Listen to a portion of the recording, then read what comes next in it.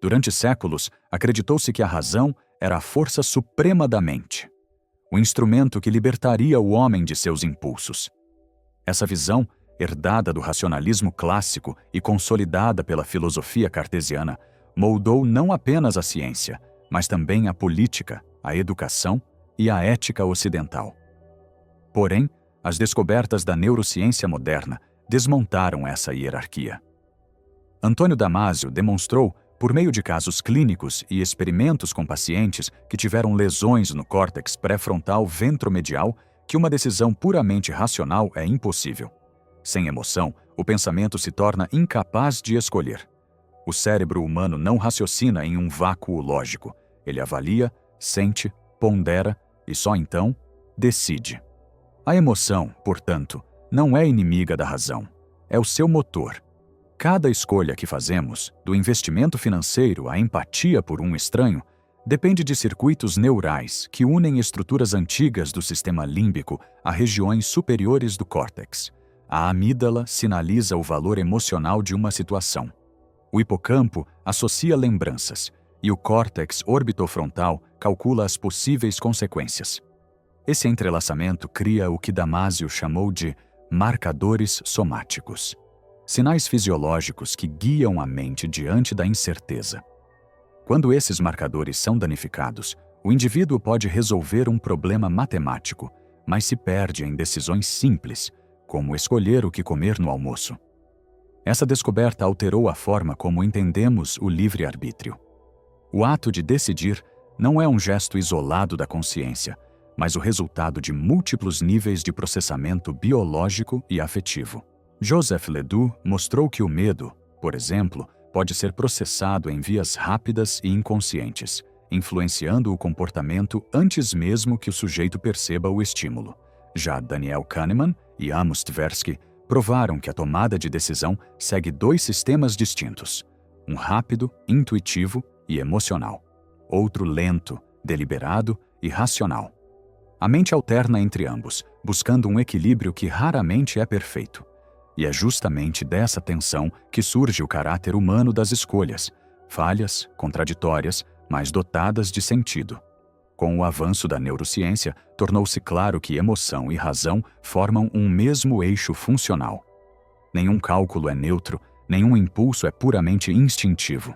As decisões humanas emergem de interações entre estruturas cerebrais que combinam memória, valor e expectativa. O comportamento moral, o julgamento político e o consumo seguem a mesma lógica fisiológica. Entender essa arquitetura não é um exercício abstrato. É compreender a base biológica das escolhas, da ética e do poder.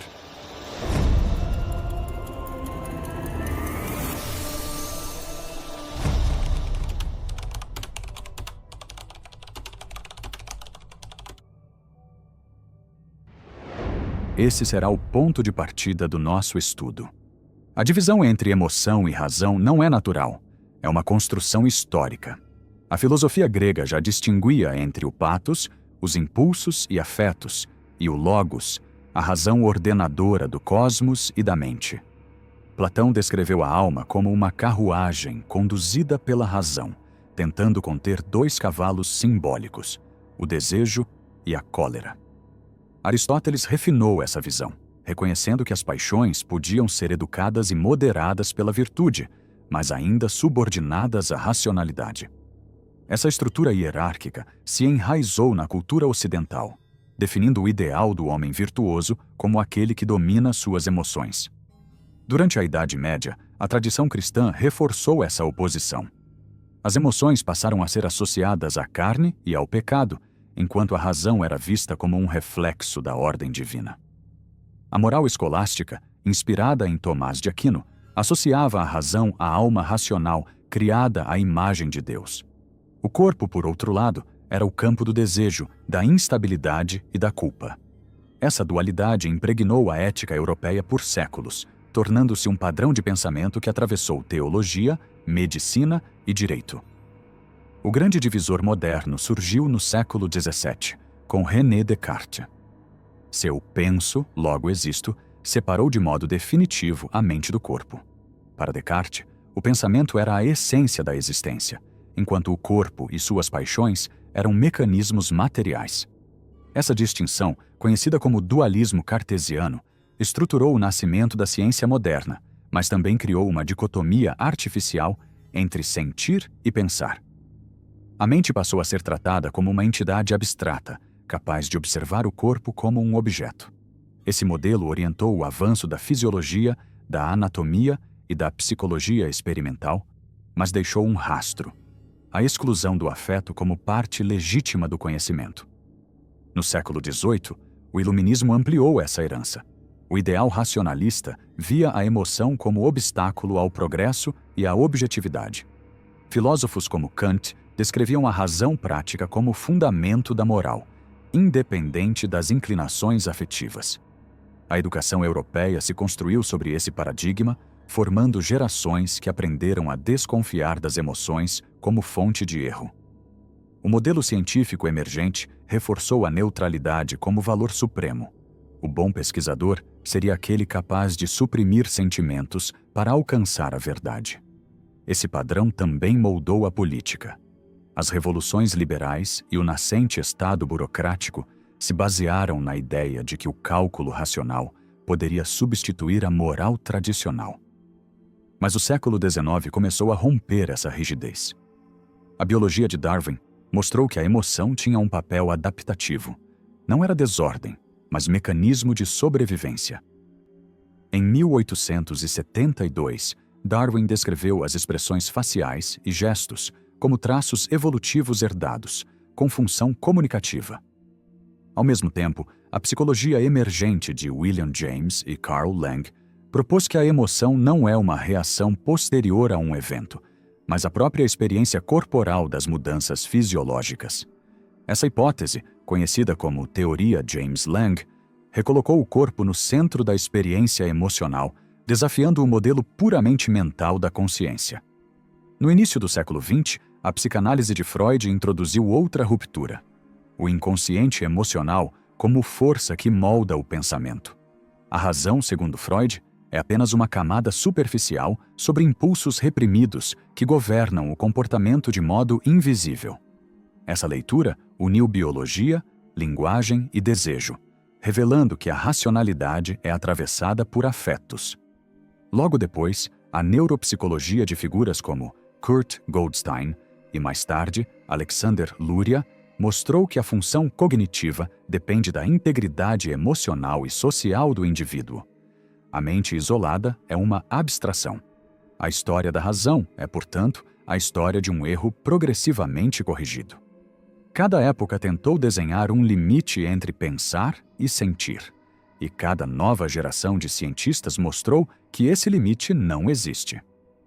O que chamamos de racionalidade é um processo vivo, sustentado por circuitos biológicos moldados por milhões de anos de evolução emocional. A ciência moderna apenas começa a compreender aquilo que a filosofia antiga já intuía. O equilíbrio entre emoção e razão não é um ideal moral, mas a própria condição do pensamento humano. As descobertas da neurociência nas últimas décadas transformaram a compreensão do que significa decidir. A tomada de decisão não é um ato isolado da razão, mas um processo distribuído que envolve redes corticais e subcorticais, integrando percepção, memória, emoção e previsão. O cérebro humano opera como um sistema de avaliação contínua, no qual cada estímulo é medido não apenas pelo seu valor lógico, mas também pelo seu impacto afetivo. A base dessa integração está no sistema límbico, conjunto de estruturas que inclui a amígdala, o hipocampo, o córtex cingulado e partes do tálamo e do hipotálamo. A amígdala é responsável por identificar a relevância emocional de um estímulo e gerar respostas fisiológicas rápidas: aceleração cardíaca, liberação de adrenalina, contração muscular. O hipocampo relaciona essas sensações a experiências passadas, formando padrões de memória emocional. O córtex pré-frontal, especialmente em suas regiões ventromedial e orbitofrontal, recebe essas informações e as utiliza para pesar riscos, recompensas e consequências. Quando esse circuito é interrompido, a capacidade de julgamento é comprometida. Pacientes estudados por Antônio Damasio, mesmo dotados de inteligência normal, demonstravam incapacidade de tomar decisões práticas, pois haviam perdido o componente afetivo que atribui valor às opções. Esses achados levaram à formulação da hipótese dos marcadores somáticos, sinais fisiológicos automáticos que antecipam o resultado emocional de uma escolha e orientam o raciocínio. O corpo participa do pensamento antes da consciência.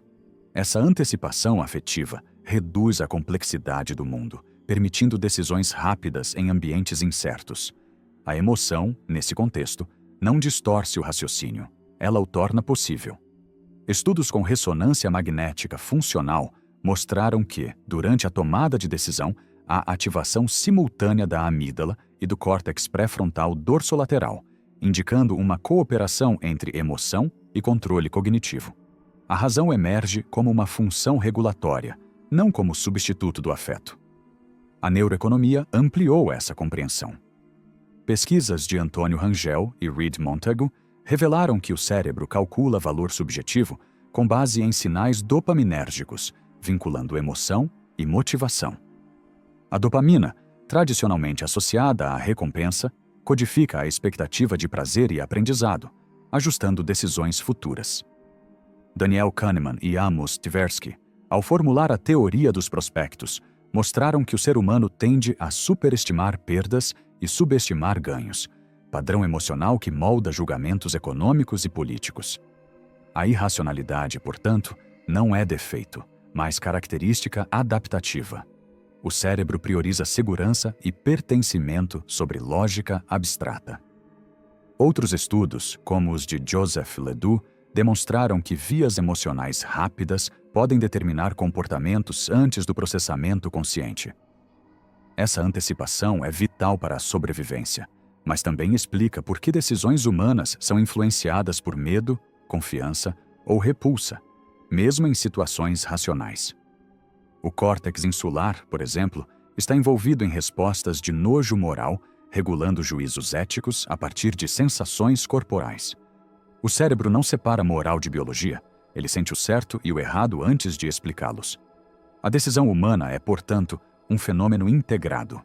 Emoção, memória, motivação e cognição formam um circuito único de avaliação.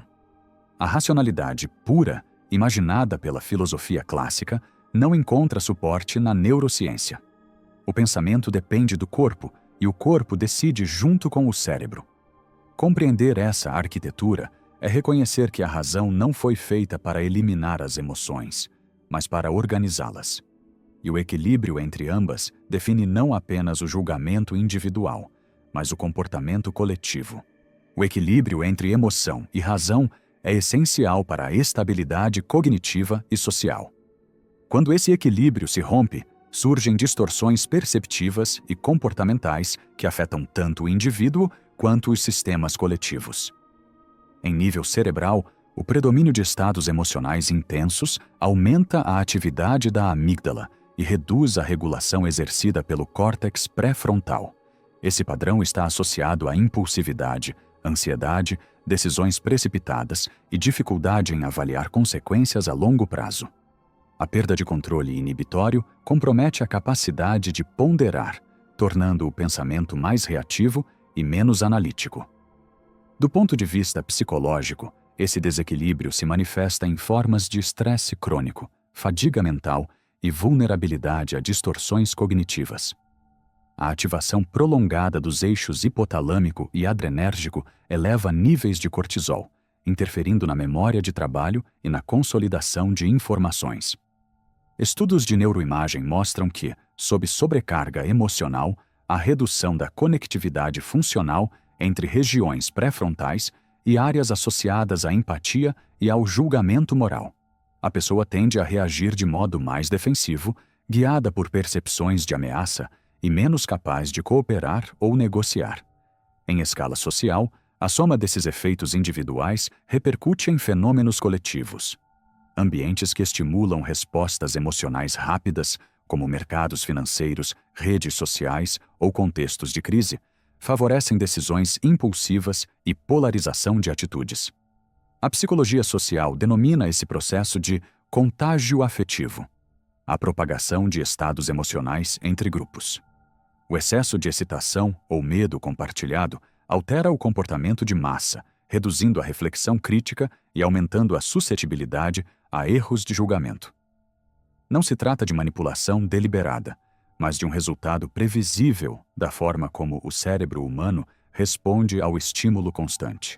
A educação emocional e a autorregulação cognitiva tornaram-se temas centrais na psicologia contemporânea. Programas baseados em mindfulness, treinamento de atenção e reavaliação cognitiva demonstraram capacidade de restaurar o equilíbrio entre os circuitos límbicos e pré-frontais. Esses métodos não visam eliminar as emoções, mas integrar sua energia à reflexão consciente. A regulação afetiva saudável preserva a clareza mental, reduz o estresse fisiológico e favorece decisões mais coerentes com objetivos de longo prazo. O estudo das emoções, antes relegado à filosofia moral, tornou-se hoje parte essencial das neurociências. Entender como o cérebro equilibra impulso e razão permite compreender as bases biológicas da ética, da cooperação e da própria estabilidade social. O futuro da pesquisa sobre a mente não dependerá apenas de novos instrumentos, mas da capacidade de reconhecer que sentir e pensar são funções inseparáveis do mesmo organismo. Obrigado se assistiu até aqui, espero você no próximo vídeo.